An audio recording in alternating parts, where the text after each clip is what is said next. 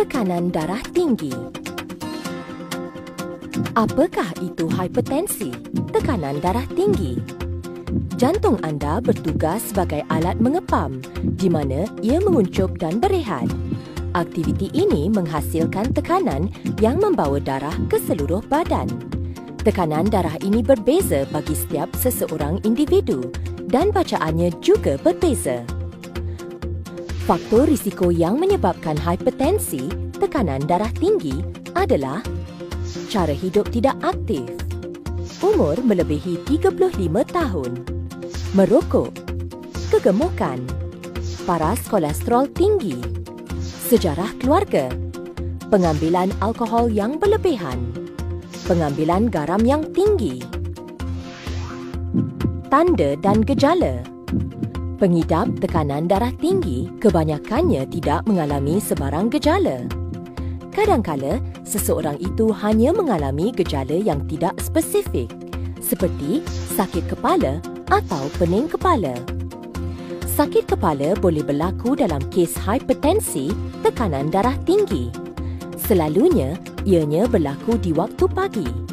Bahagian belakang kepala dan rasa berdenyut bergantung kepada tahap keterukan hipertensi, tekanan darah tinggi. Untuk memastikan atau mengesahkan hipertensi, tekanan darah tinggi, sila periksa tekanan darah anda di klinik berhampiran. Doktor anda akan menasihatkan berapa kerap anda perlu memeriksa tekanan darah. Peringatan, jangan tunggu sehingga gejala timbul kerana ia mungkin telah terlambat.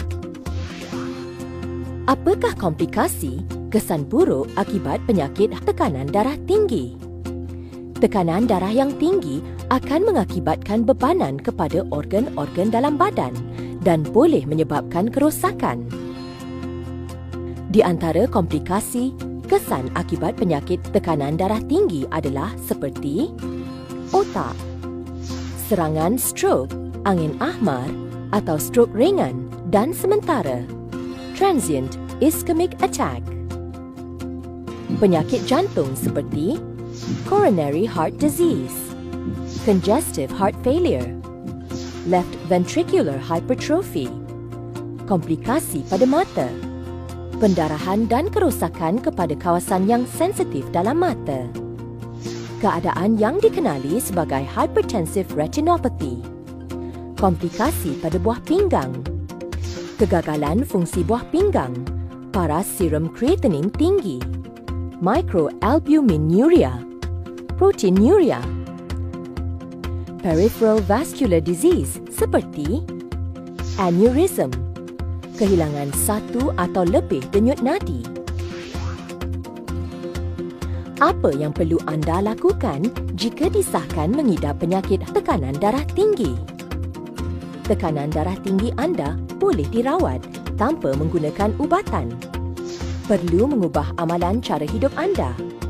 Amalkan pemakanan sihat. Kurangkan pengambilan garam dan kolesterol. Melakukan senaman berkala. Kurangkan berat badan jika berlebihan. Tangani stres secara berkesan. Berhenti merokok. Mematuhi pengambilan ubat dan rawatan.